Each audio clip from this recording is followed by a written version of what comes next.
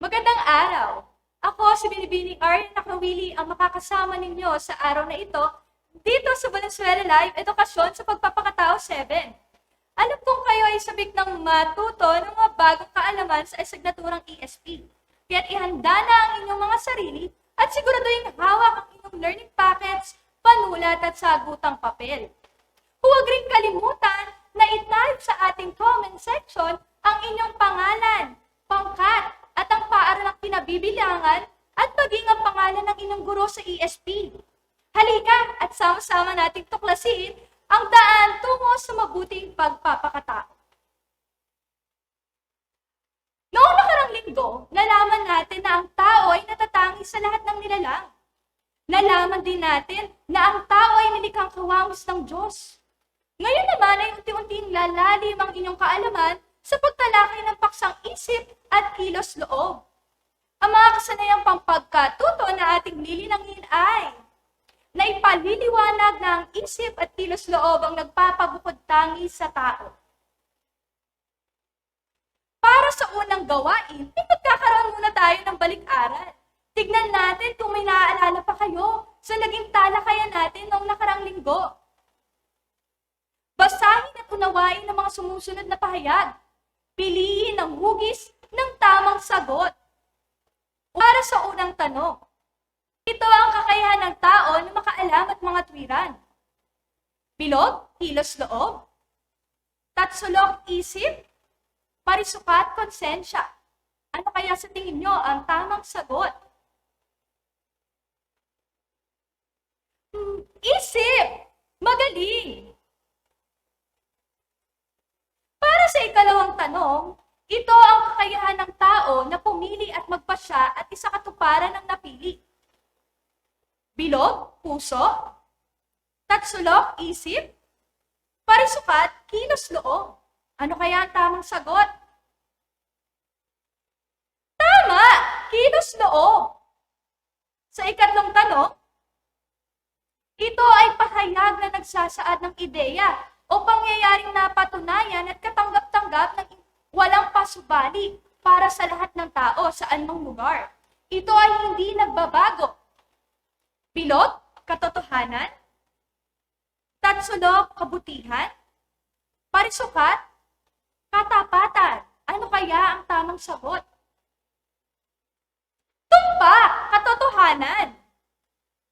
Para sa ikaapat na tanong, ito ay positibong katangiang naipapamalas sa mga gawaing mabuti at kapakipakinabang para sa kapwa. Bilog, kabutihan, tatsulok, kalinisan, parisukat, kagalingan. Ano kaya ang tamang sagot? Tama, kabutihan. At para sa huling tanong, ang tao ay nakahihigit sa ibang nilikha dahil siya ay may bilog, puso at katawan, tatsulok, isip at katawan, parisukat, isip at kilos loob. Ano kaya ang tamang sagot? Tama! Isip at kilos loob. Magaling! Alam kong nauunawaan ninyo at nakintalip na sa inyong isipan ang mga naging talakayan natin noong nakarang linggo. Para naman sa ikalawang gawain, ayusin ang mga jumbled letters upang mabuo ang mga salitang may kinalaman sa isip at kilos loob.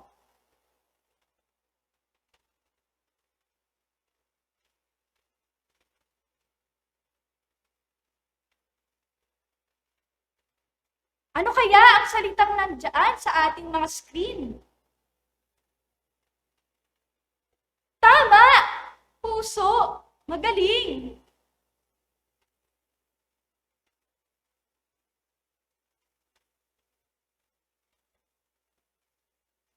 Ano kaya ang mabubuong salita mula sa ating presentation? Konsensya! Tumpak!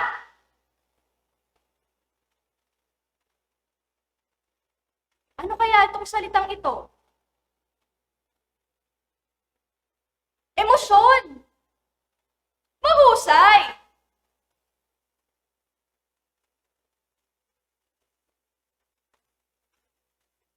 Ano kaya yung salita na yan?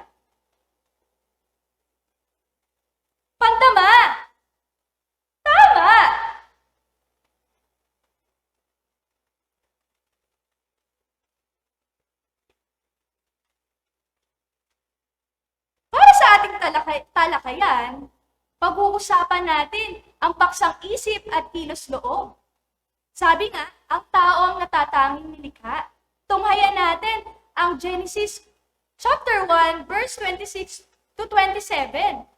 At sinabi ng Diyos, lalalaking natin ang tao sa ating larawan, ayon sa ating wangis, at magkakaroon sila ng kapangyarihan sa mga isda, sa dagat, at sa mga ibon sa himpapawid, at sa mga hayop at sa buong lupa, at sa bawat umuusad na nagsisiusad sa ibabaw ng lupa.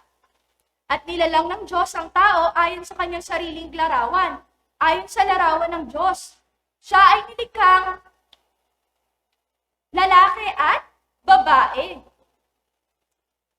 Ang tao ay nilikha ayon sa wangis ng Diyos. Kaya't nga sabi natin noong nakarang linggo, siya ay tinawag ng kanyang obra maestra. Ang pagkakalikha ayon sa wangis ng Diyos ay nangangahulugan na ang tao ay may mga katangiang tulad ng katangiang taglay niya. Kawangis ng Diyos ang tao dahil may kaalaman siyang makaalam at magpasya ng malaya.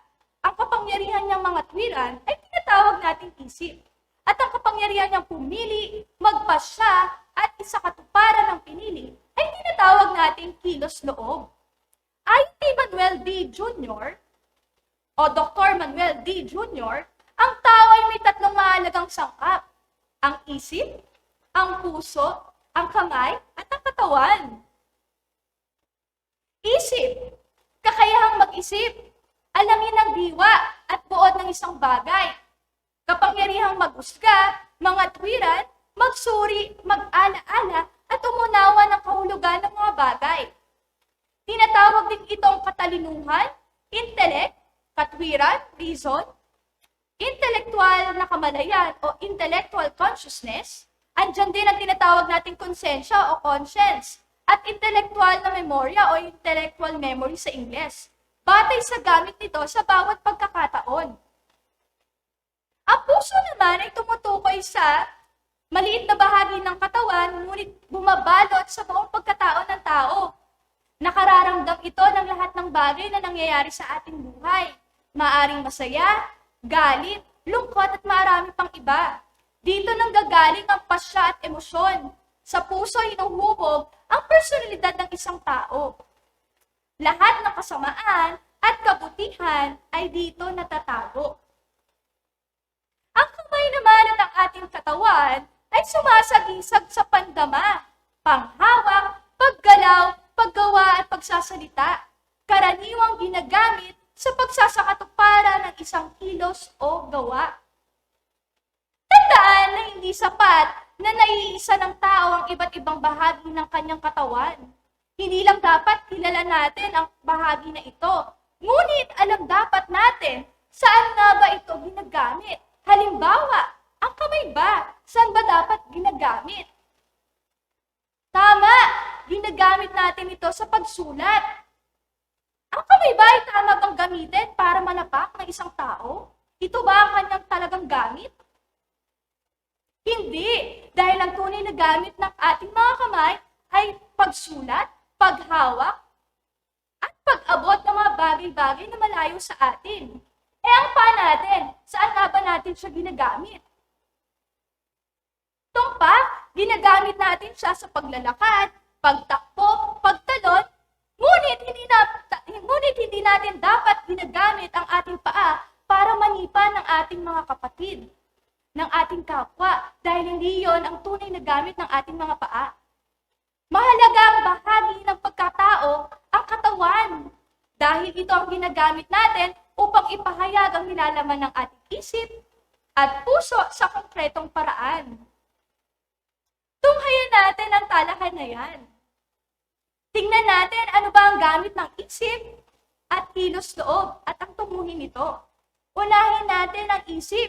Ang isip ay ginagamit natin para sa pag-unawa. At ang tunguhin ng ating isip ay katotohanan. Sa pamamagitan ng isip, ang tao ay naghahanap ng katotohanan, kaya't patuloy siyang nagsasaliksik upang makaunawa at gumawa ng naaayon sa katotohanang natuklasan natin.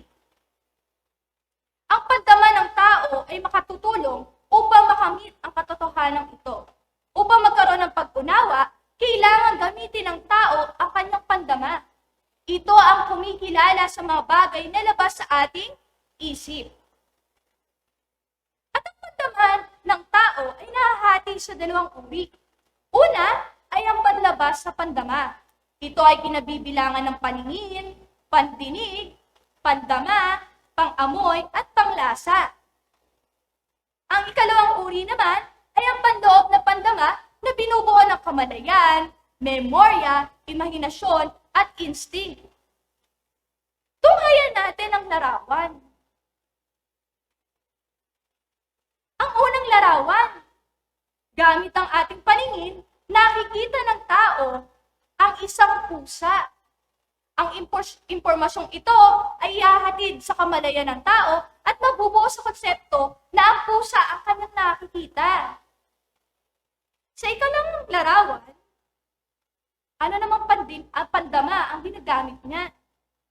Tama, pandinig.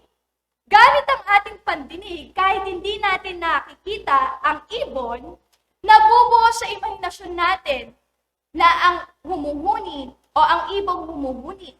Nauunawaan ng isip na ang naririnig niyang tunog ay mula sa ibon dahil sa ating mga pandinig. Sa ikatlong larawan kaya, anong pandama kaya ang ginamit niya? Tama! Ginamit niya ang pandama ng panlasa, na kung saan naaalala at nakikilala natin ang pangalan ng pagkain ating kinakain. At dahil din sa memorya, naaalala natin kung saan natin nakain ang pagkain ito. At nauunawaan natin na mula sa larawan, pizza ang kanyang kinakain dahil yun ang kanyang nalasahan. At sa huling larawan, ano kaya ang ginamit niyang pandama? Tama! Ginamit niya ang paningin at pandinig na kung saan nalaman niya na may panganib at kailangan niyang gumawa ng pasya na hindi dumadaan sa katwiran. Kapag may mabilis na sasakyan na parating at bumubusina, ano ba ang ginagawa natin? Gamit ang ating instinct, bigla tayong tumatabi upang makaiwas sa disgrasya. Kaya mahalaga ang mga pandama na yan para makapaghatid ng impormasyon sa ating mga isip. Ang isip ng tao ay may limitasyon at hindi ito kasing perpekto ng may likha kaya't nakadarama siya ng kakulangan. Kaya nga tayo patuloy na nag-aaral dahil hindi perpekto ang isip na ibinigay sa atin at tayo mismo ang kinakailangang maghanap ng katotohanang gagamitin natin sa pang-araw-araw nating pamumuhay. Ang kilos loob naman, ano naman kaya ang kanyang gamit? Kumilos, gumawa, at ang tumuhin niya ay kabutihan. Ang kilos loob ayon sa paglalarawan ni Santo Tomas de Aquino ay isang makatwirang pagkagusto o rational appetency, sapagkat ito ay fakultad o faculty na kung saan naaakit siya sa mabuti at lumalayo sa masama. Kung kaya't ang tumuhin ng ating kilos loob ay kabutihan. Tandaan, ang kilos loob ay hindi naaakit sa kasamaan at hindi nito kailanman magugustuhan ang mismong masama. Pero bakit ma'am, may mga tao pa rin na gumagawa ng masama? Nagaganap lamang ang pagpili sa masama kung ito ay napabalot ng kabutihan at nagmumukhang mabuti at kaakit-akit. So bilang taong may isip, kailangan pag-isipan natin ang mga gagawin natin. At sa atin nakasalalay ang pagsasaliksik at pag-alam kung alin ang higit na mabuti upang ito ang kanyang piliing gawin.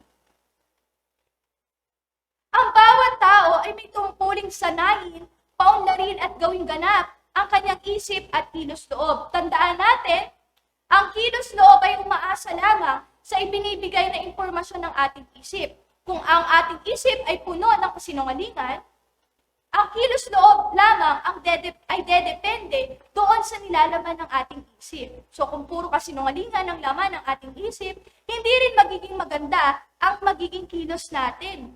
Okay? So naiimpluwensya ng isip ang kilos loob.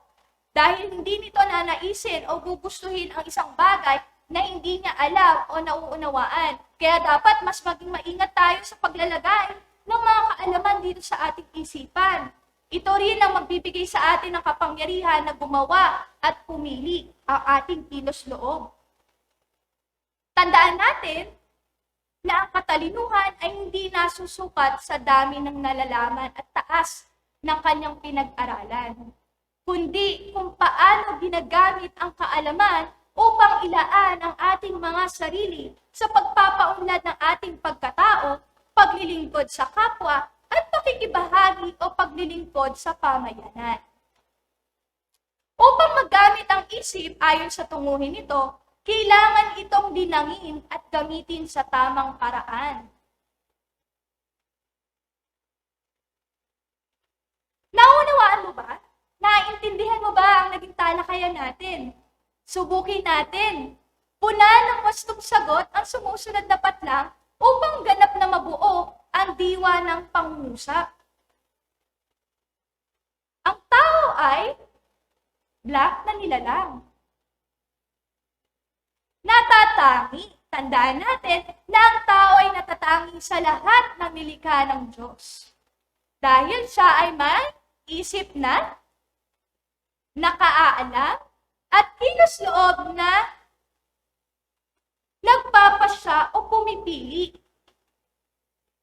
Ano naman ang gamit ng isip ayon sa ating talakayan kanina?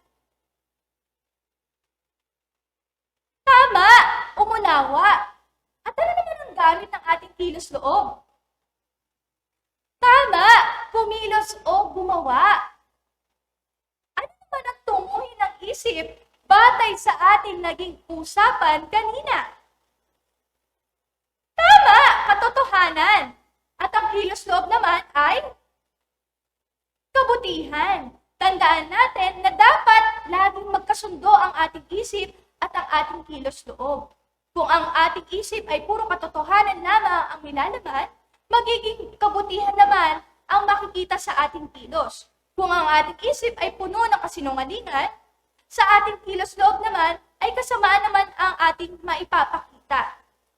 Kaya nararapat lamang na ito ay sanayin. Sanayin natin na ang ating isip ay mag-isip ng tama at mabuti. Nang sa gayon, ay magkaroon ng mabuti at tamang pagkilos. Paunlarin, tandaan natin na ang tao ay hindi perpekto. May mga pagkakataon na tayo ay nagkakamali.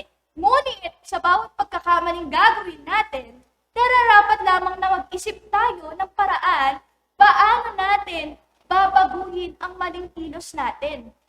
At gawin ganap. Ano man ang katotohanang meron tayo sa ating mga sarili at alam natin kung ano ang tama at mabuti, ay mabuti nating i-apply o isakilos. Bilang pagtataya, tignan ko nga kung talagang may natutunan kayo sa ating naging talakayan. Basahin at unawain ang pahayag at piliin ang hugis ng tamang sagot.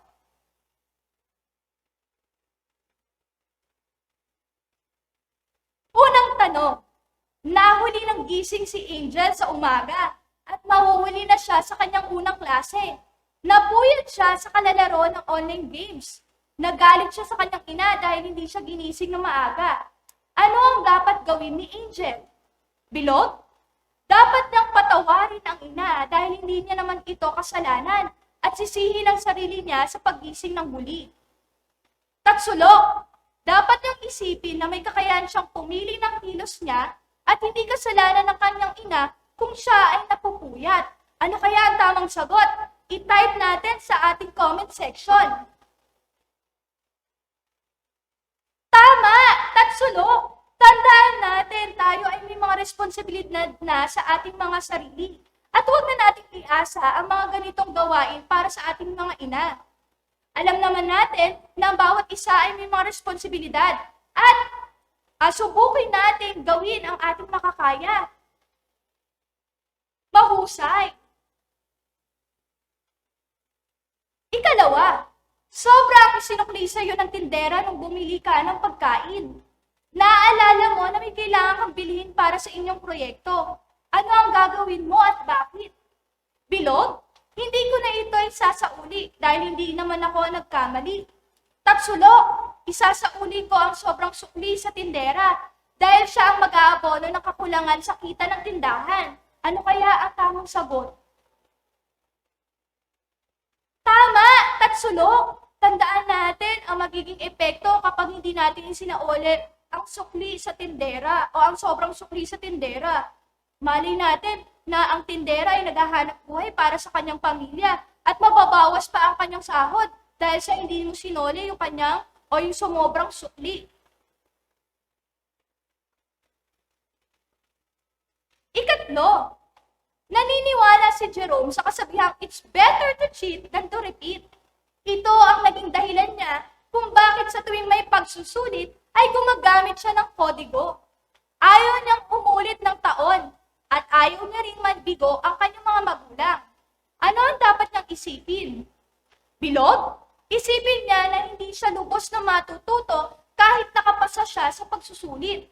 Tatsulo, isipin na hindi maiiwasan ang pagdaraya paminsan-minsan. Ano kaya ang tamang sagot? Mahusay! Bilog! Tandaan natin na hindi natin masasabi na tayo natuto ng lubusan kung hindi naman natin ito na-apply. Ang pagsusulit ay maaari nating dayain. Ngunit ang ating pagkatuto ay hindi natin pwedeng dayain. Narito na tayo sa tanong mo, sasagutin ko. Mula kay Kyle Eunice Leoncio ng Polo National High School, paano dapat gamitin ang isip at katotohanan, ma'am? Para sa iyong tanong, ito ang sagot. Kailangan gamitin ang ating isip sa pagkalap ng kaalaman at karunungan. Tandaan, ang kakalapin nating kaalaman ay batay sa katotohanan. At ang kilos-loob naman ay dapat nating gamitin upang gumawa ng kabutihan, para sa ating sarili, sa ating kapwa, at sa ating pamayanan. Tandaan natin, malaking gampanin ang kumilos tayo ng tama bilang isang taong mapanagutan sa paggamit ng isip at kilos-loob. Sa pamamagitan ng paggamit ng ating isip at kilos-loob sa kabutihan, magagawa natin ang ating tungkulin bilang isang anak, mamamayan sa ating bansa. Binabati ko kayo, Baitang 7, sapagkat nalinang sa inyo ang pinakamahalagang competency sa araw na ito. At dito nagtatapos ang ating talakayan. Magkita-kita tayong muli. Muli ako si Binibining Arian B. Nakawili, guro sa Valenzuela National High School. Paalam!